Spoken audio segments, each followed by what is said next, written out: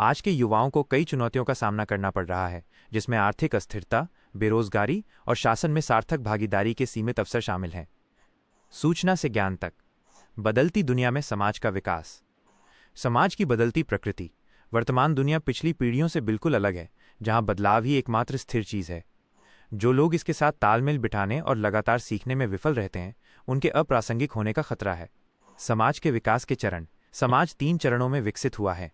सूचना, इन्फॉर्मेशन, ये कच्चा माल या डेटा है। उदाहरण, एक मरीज द्वारा बुखार, खांसी और सांस लेने में कठिनाई जैसे लक्षण बताना। ज्ञान, नॉलेज, इसमें निष्कर्ष पर पहुंचने या कोई उत्पाद बनाने के लिए कच्ची जानकारी को जोड़ना शामिल है। उदाहरण, एक डॉक्टर द्वारा लक्षणों और रिपोर्ट का उपयोग करके निमोनिया का निदान करना।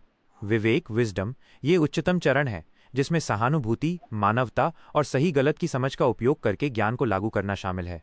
उदाहरण, एक डॉक्टर द्वारा मरीज की आर्थिक स्थिति को ध्यान में रखते हुए सस्ती जेनेरिक दवाएं लिखना। आज का युग सूचना समाज से आगे बढ़कर विवेक समाज, विजडम सोसाइटी की ओर बढ़ रहा है। वर्तमान समय में युवाओं के लिए अवसर। आजीवन सीखना, लाइफ लॉन्ग लर्निंग। सरकारी नीतियां सिर्फ एक डिग्री से आगे निरंतर सीखने को प्रोत्साहित करती हैं। राष्ट्रीय शिक्षा नीति 2020 एनईपी में मल्टीपल एंट्री एग्जिट सिस्टम की शुरुआत की गई है, जिससे छात्रों को सर्टिफिकेट, डिप्लोमा या डिग्री के साथ कोर्स को रोकने और फिर से शुरू करने की अनुमति मिलती है। स्वायम जैसे प्लेटफॉर्म आईआईटी और आईआईएम जैसे प्रीमियर संस्थानों से ऑनलाइन कोर्स प्रदान करते हैं। नवाचार पर ध्यान, फोकस ऑन इनोवेशन। सरकार का ध्यान सिर्फ नौकरी ढूंढने से हटकर नवाचार, अनुसंधान और समस्या समाधान पर केंद्रित हो रहा है। अटल इनोवेशन मिशन एएम लैब जैसी पहल के माध्यम से नए विचारों को समर्थन दिया जा रहा है, जो स्कूलों में व्यावहारिक शिक्षा को बढ़ावा देते हैं। नौकरी का सृजन, job creation, stand up India और मुद्रा योजना, मुद्रा स्कीम जैसी योजनाएं युवाओं को नौकरी देने वाला बनने के लिए प्रोत्साहित करती हैं।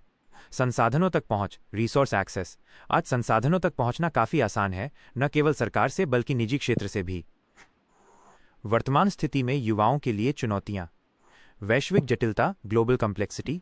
सब कुछ, अर्थव्यवस्था, राजनीति, पर्यावरण, विश्व स्तर पर आपस में जुड़ा हुआ है। उदाहरण के लिए रूस यूक्रेन युद्ध ने दुनिया भर में वस्तुओं की कीमतों को प्रभावित किया है। आर्टिफिशियल इंटेलिजेंस एआई और डीपफेक्स जैसी तकनीकों का उपयोग अक्सर अपराधियों द्वारा किया जाता है, भले ही ये तकनीक कहीं और से उत्पन्न हुई हो। कठोर प्रतिस्पर्धा, ब्रूटल कंपटीशन।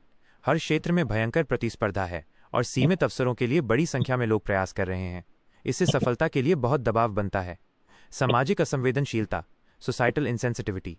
समाज असंवेदनशील हो गया है, जिसका एक कारण ऑनलाइन नकली सामग्री, इन्फोडेमिक्स, फर्जी मदद की अपील के माध्यम से भावनात्मक हेरफेर का प्रचलन है, जिससे सहानुभूति में कमी आई है। ऑनलाइन आक्रामकता और अकेलापन, online aggression and loneliness. Trolling व्यापक है क्योंकि व्यक्ति ऑनलाइन गुमनाम महसूस करते हैं। सोशल मीडिया के माध्यम से डिजिटल रूप से जुड़े होने के बावजूद शहरी अकेलापन एक महत्वपूर्ण मुद्दा है।